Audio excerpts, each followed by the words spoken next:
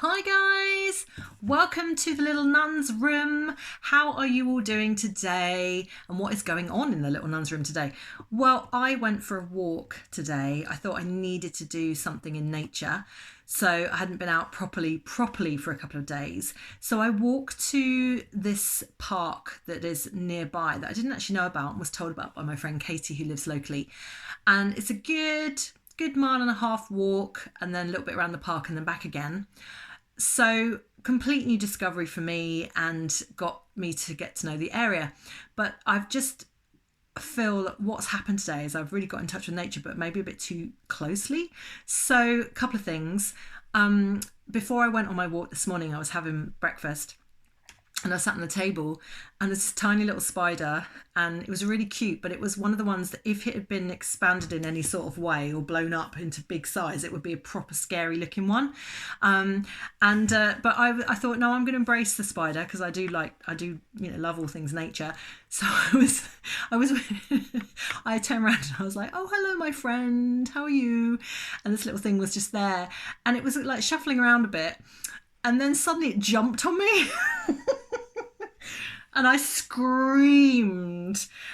If there's one thing about me, I love nature, I embrace nature, but I'm not so good with the creepy crawly things or any sort of unexpected nature moments where things happen. I tend to shriek quite loudly. So it was a massive shriek. And my flatmate, who was sat like opposite me having a socially distanced breakfast in the garden, he turned around and said, well, you did say hello, my friend, the spider. You were actually being friendly to the spider, so the spider probably thought that it could jump on you. But I didn't realise it was going to jump. So that's number one. So number two, I get to the park and I've got quite a few moments from nature. So I get to the park and I'm wandering around and I walk down this tiny little pathway. So I don't really like it's probably to do with stranger danger, but I don't really like bits where you walk down a pathway and it's a bit dark, like too many trees. So I thought, I'm not going to go down there. But I saw this lovely little pathway that was leading to some light.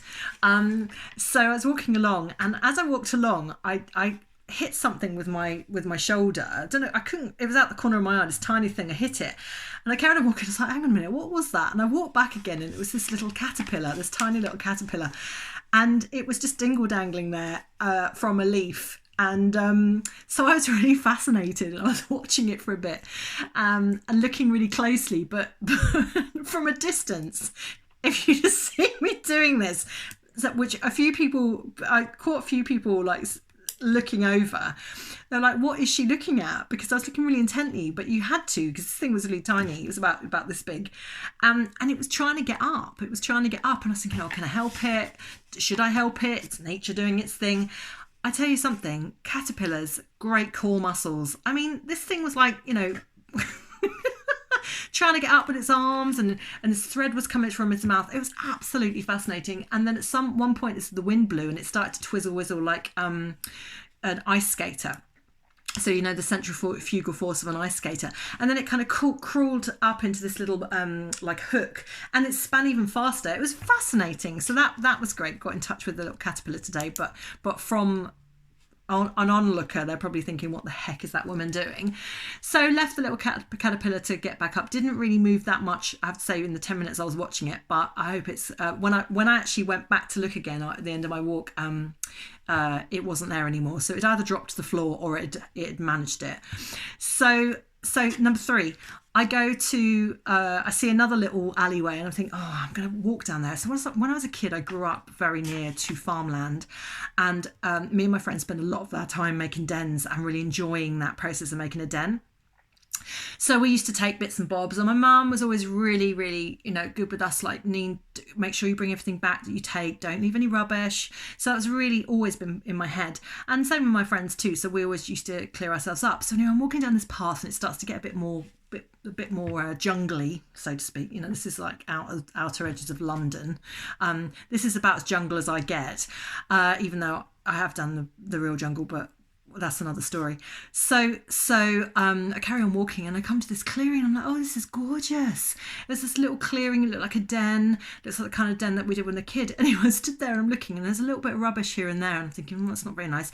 And I look over in the corner and there's a guy, a homeless guy, or I don't know, a hermit, whatever you want to call, asleep. And I was, because I was talking, going, oh, this is nice. And I was like, shh, oh my God, this is like Stig of the Dump. Stig of the Dump. Oh my gosh, like childhood book, childhood television series. So I was like really turned around and I crawled out of there.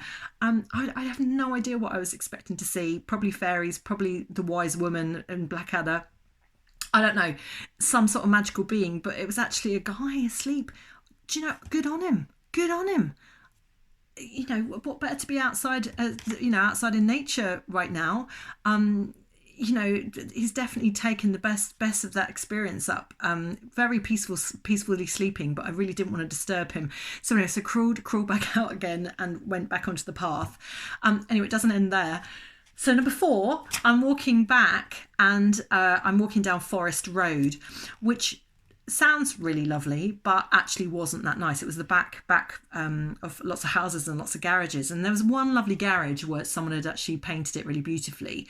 And they had like 3 rose bushes. It looked really, really nice. So there's, beauty as you get as I was walking along, but not, I should have really gone down a different way.